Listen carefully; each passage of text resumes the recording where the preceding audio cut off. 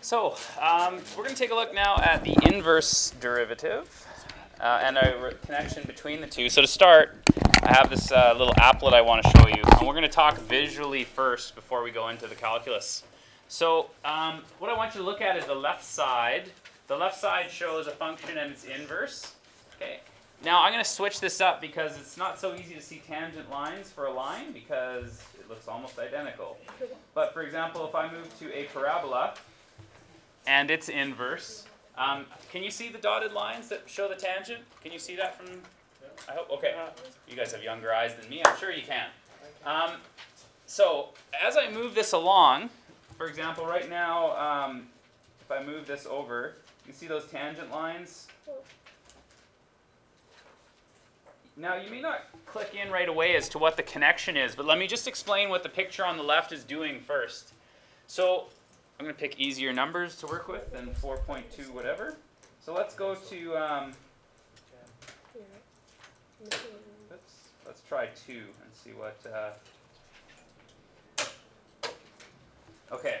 So for example, in this pink graph, when I'm at x equals 2, I'm at y equals 4. Right?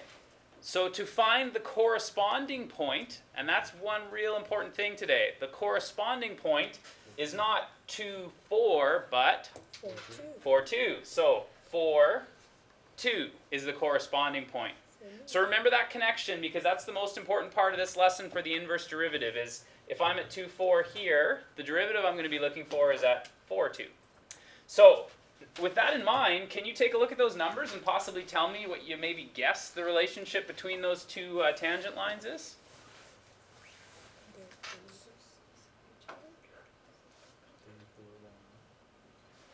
So these graphs on the right side, they represent the derivatives.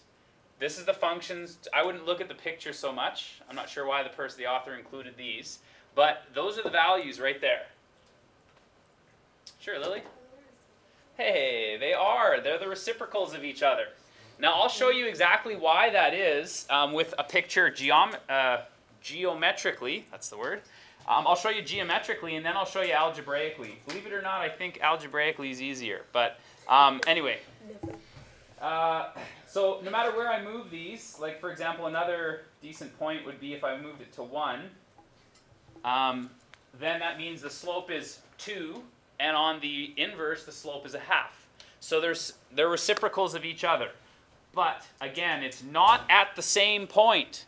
If it's at 2, 4 on the function, it's at 4, 2 on the inverse. If it's at 1, 1, well, that's kind of like cheating because then they are at the same point.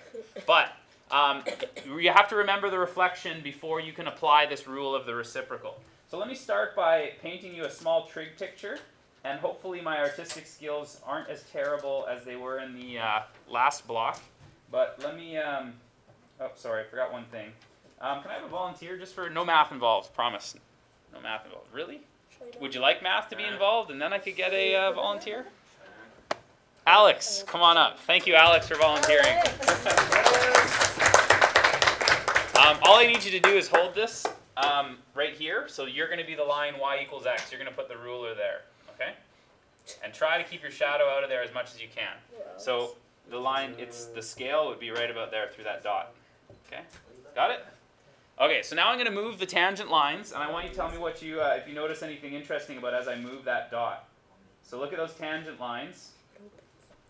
Can you see anything interesting about the tangent lines? They travel. They're traveling, but what about them traveling? They're traveling along the intersection is traveling along the ruler. Yeah, the intersection travels along Alex for the ruler there. Thank you, Alex. Round of applause. Nice job. Okay.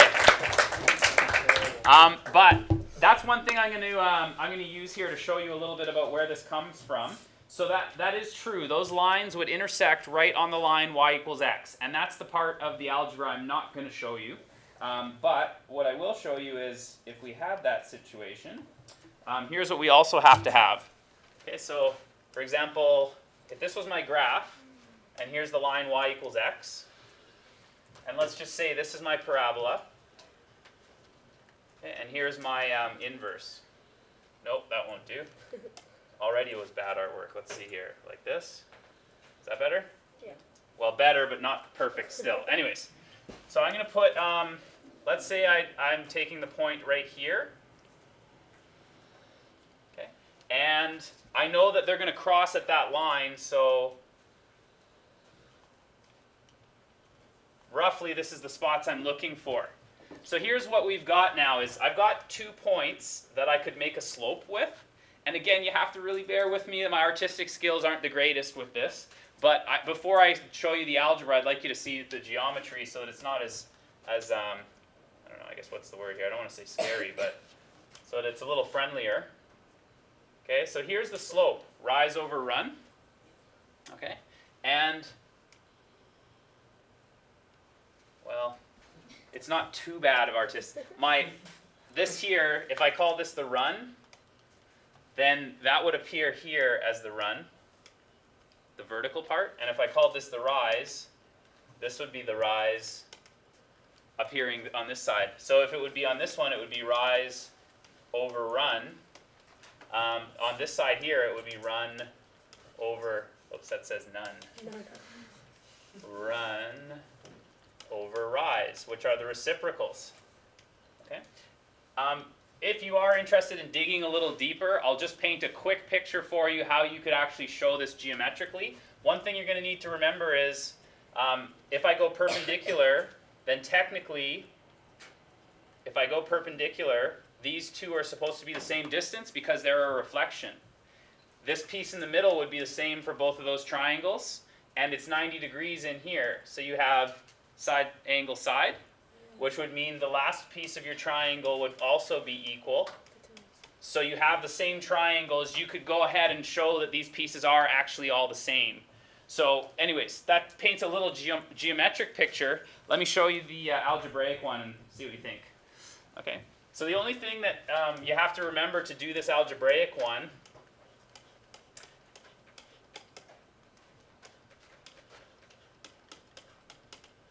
is this special relationship for inverses.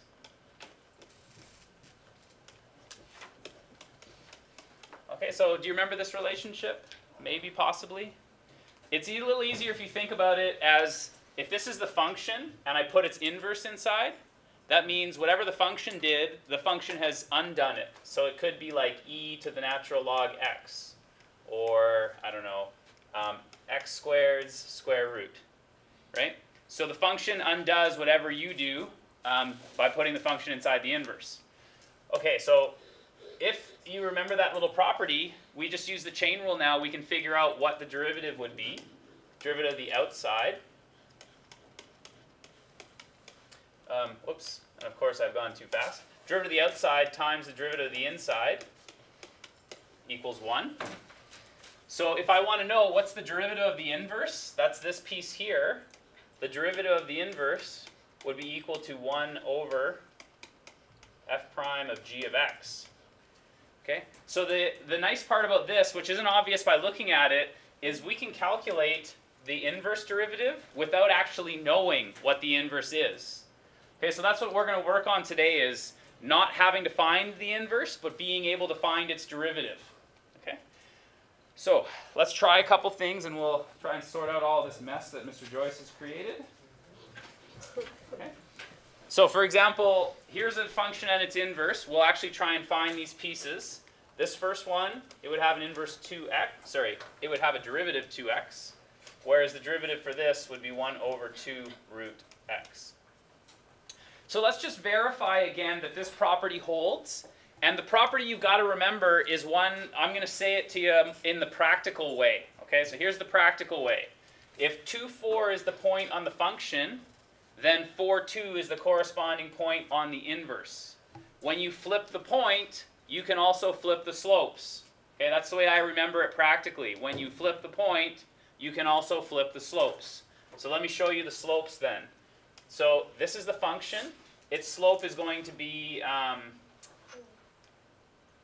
2 times 2, which is 4. You should all be offended that I just calculated that for you. And on the inverse graph, at 4, this is going to be 1 over 2 times the root of 4, which is 1/4. So these two slopes are reciprocals. They've been flipped. The point has been flipped. That's what we have to do to figure it out. First you flip the point, then you can flip the slopes. Okay. So if we verify it again at 3, 9, this would have a derivative of 2 times 3, which is 6. And this would have a derivative, sorry, I'll be out of your way in just a second, which would be 1 over 6. Okay? So we're about to talk algebraically again, but it's again, remember like the practical approach that I said, think of the picture. If you flip the point, the slopes can be flipped. They are reciprocals. Okay? So this is the technical algebraic thing that I worked out for you on the other slide. Instead of a g, I've actually written the inverse derivative. Okay? So this is one of those facts that you are supposed to know, and to be perfectly honest with you, I wouldn't memorize it. Sorry. I wouldn't memorize it. If it were me, I would just remember this, because this to me is easier to figure out how to get this equation back. So this equation here is identical to the one I just showed you. Whether you choose to memorize it or figure out how to derive it, that's one of those facts you're supposed to know. Okay? Both the practical way we just talked about, flip the point, flip the slope, and the you may not have an equation. You may just be given values, and you may have to substitute it in properly for the inverse. So let's try some on an actual equation. Okay. Maybe it'll sink in a little better here too. Okay, so 1/4 x cubed plus x minus 1. Not an easy thing to find the inverse of. Is it possible? Probably. But again, it might be quite a challenge for us to find this inverse. We're not even going to go there. If we want to know what's the derivative of the inverse at 3, we can find it out by trying to work backwards. Okay? So here's the tricky part. My first goal is to flip what? The point. So where's the point? Oh no. Is there a point there? There's an x equal to 3. So there's a y equal to 3 on what? Yeah, this one. If x equals 3 here, then y must equal to 3 up here. Okay? So, graphing calculators, if you've got them. I wouldn't expect you to do this without a graphing calculator. You might be able to guess it. It's a fairly easy one to... But anyways, just to put your anxieties at ease, I won't expect you to solve this kind of an equation without that comfort. Sorry, that should be 1/4. Minus 1. Where does this equal to 3? Because if I know that y equals 3, what am I missing from my point? I don't know the x value of the point. That's what I'm trying to find. So let's use the inverse to tell me how I could solve this. Now, you can use a couple methods in your calculator. One of them is the intersection. The other one is the zero method. And finally, there's also a common sense method, because the number is going to be a nice one. You could probably try to guess what the number is. But try it in your calculators just to, you'll feel good and warm inside with a calculator to help you. So the answer is actually 2 here. This means x equals to 2. So I do have a point. The point is x equals 2, y equals 3. So the point I would have had here is 3, 2. Step 1 complete. I have flipped the point. Okay? Now what I want to do is find the derivative so I can flip the derivative. Okay? So the derivative for the function is, let's see here, 3/4 x squared plus 1. Here is where I would like to find it. That was the whole reason I flipped the point, was so now I know where to find the derivative. The derivative at 2 will be a 4. So now that I have found the slope, I can flip it to find the inverse. So that means the inverse slope. Yeah, it takes a couple to practice. I'm not going to say that it's an easy one the first time you do it.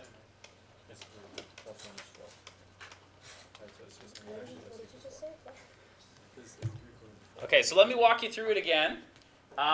first job was to find a point so that we could flip the point. That's what we did here. We figured out what the point was. It is the flipped version of where I started. So now that I have this point, I'd like to find its derivative so I can flip the derivative. Here's the derivative.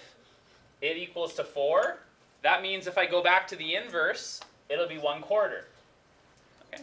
So those are your two goals. Is first, how do I flip this point?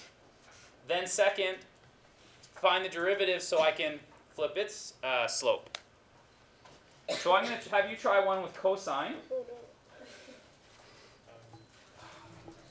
Okay, and I'd like you to try working this out. Talk to your neighbor, that's fine. But I'll give you a couple minutes to talk it out. Okay, so if you're on the track, then you're probably doing okay, but otherwise I may need to collect your thoughts here. So again, I'm just going to regroup with where we left off. This says x equals 1/2 in the inverse, which tells me that y equals 1/2 in this function. So cosine of x, I would like that to be equal to 1/2. The value for x, you're going to need to use your special triangles here. That'll be, geez, it's been a while. I've almost forgotten them myself. 45, So, 45, 90, and then we just convert so the radians. in here, this would be 60 degrees, or pi over 3. And up here, this would be pi over 6. And the angle that makes 1/2 with cosine is pi over 3. So now I have the point, which is pi over 3, 1/2. And I want to take the derivative there, which is going to be negative sine pi over 3. So that will be the negative root 3 over 2. Same triangle, that's where I got it from, my exact value. That means if I'm looking for the inverse at 1/2, it will be negative 2 over root 3. Okay? So let me see here.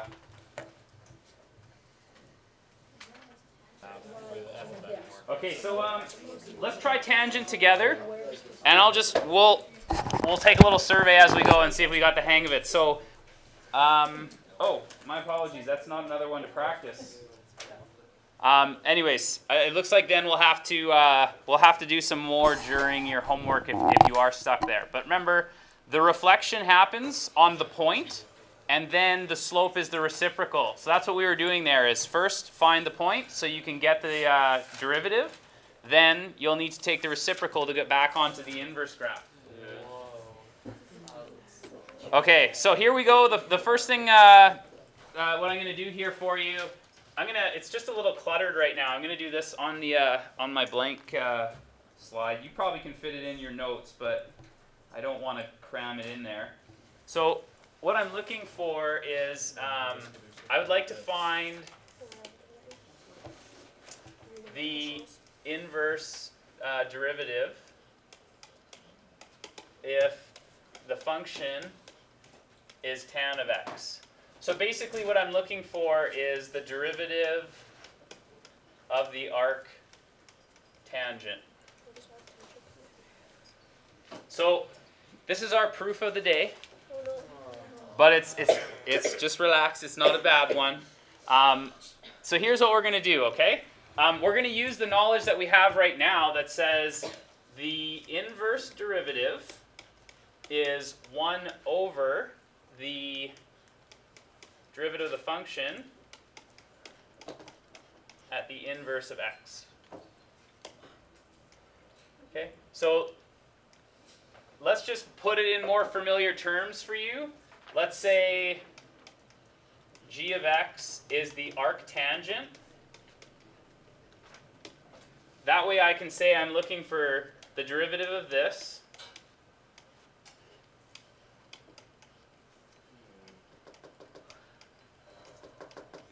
at the inverse value for x. So that may make a little more sense that I filled it in.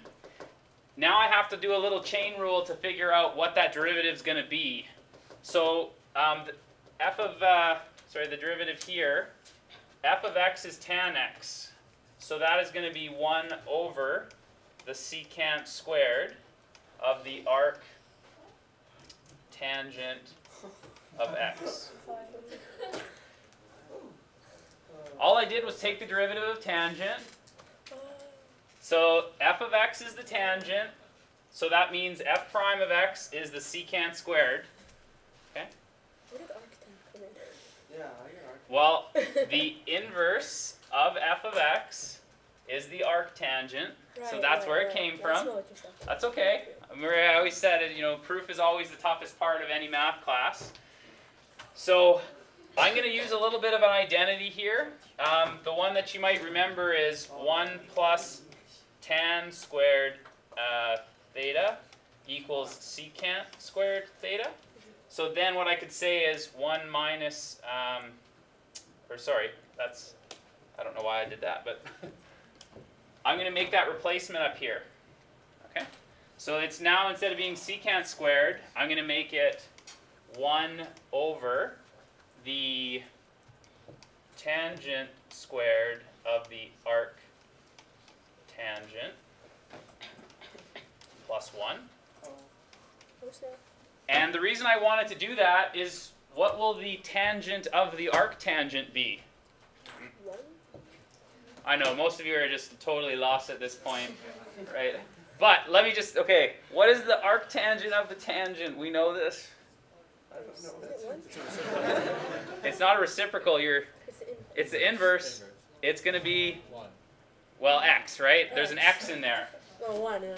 So Theta. this is going to be 1 over x squared plus 1, which is the derivative for the arctangent. So again, that's your one proof of the day. You're not responsible to reproduce that proof for me, but you are responsible to know that fact, and I've written the other facts down for you. So, whoops, wrong slide. So here's the 3 inverses, and I've written it down the same way the inside jacket of your textbook has, which is in chain rule format. So we just talked about tangent. If it was an x instead of a u, then I would have had the derivative of x is 1 over 1 plus x squared. So this is written down in chain rule form. So don't worry about those extra, that u and u prime, that stuff. Their textbook is trying to show you how to do it if it was a chain rule question. Did you memorize that? Yes, but I'll tell you that they're fairly obscure, meaning they don't appear that often, but I would definitely know, I would absolutely want to know these 3 here. Okay? The remaining 3, you may want to take your chances, but if you're one of those 100% type of people, you will have to know all 6. I think I already know something. You already know Yeah. this, don't you? So, I'll give you a minute just to copy it down in case you don't have the notes with you. Let's try a couple of these. Yeah, sure.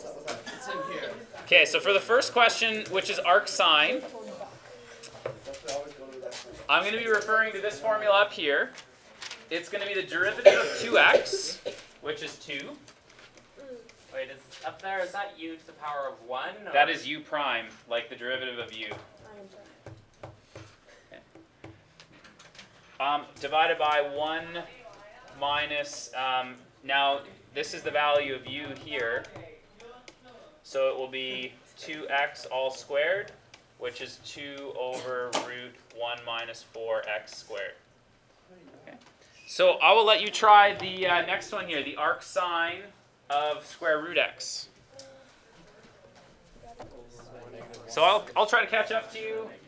For this first one that I had mentioned here, the derivative for the top, it's going to be 1 over 2 root x, and square root of 1 minus the square root of x squared is just x. So if I tidied all this up, I believe most people as I walked around had this as their derivative. Okay. The next one, most of you got onto this one and you did this just fine. It would have been 1 over 1 plus 3x squared, which is 3 over 1 plus 9x squared. Okay, so for the next one, we're going to deal with the secant. Dun, dun, dun. Right? Okay, so secant, it's cut off right now, but this is where the secant derivative is. So in our example here, this function is e to the 2x. So the derivative for it will be e to the 2x times 2. Okay. And u is still e to the 2x, so I can just write it as e to the 2x. And u squared minus 1. So e to the 2x, if I square it, I could write that as e to the 4x. So this would be my derivative. Now, is this legitimate? Can I do this and make it simpler? No. Hands up if you think that was legitimate. Okay, hands up if you think it's not legitimate. Huh? Wait, what? Oh. Okay, a lot of undecideds. Well, we got to ask ourselves, absolute value just makes the number stay positive, right? So Danny, what did you think? Is that legitimate? Yes. How come? Because 80 has It's awesome. a even number. Okay. So it's always like. Well, we actually don't even need to go to that part of this. We can just focus on the exponential graph, right? Does the exponential graph ever produce a negative? No. The closest it can do is it can get very, very close to 0 when I put negative numbers in here. Right? That graph kind of looks like this. Whoops. It kind of looks like this, right? It just goes up real fast. So this one would always be positive. So it may be that your textbook has intentionally taken the brackets out for absolute value because they're not needed in this case. So let's see how you do then. Try one here, arc sine x. Arc sine x plus x times the root of 1 minus x squared. Now, I'll tell you, you should do like the notes are here. Okay, take one last quick look at your cheat sheet and see if you can do it without the cheat sheet. And then there is some simplification here just for practice. That's why it's in this example. So try and simplify this one as much as possible.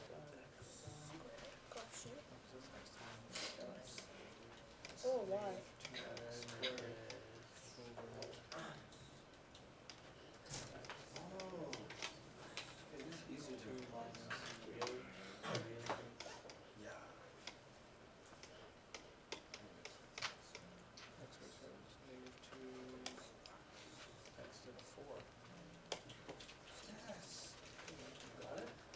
Oh, goodness.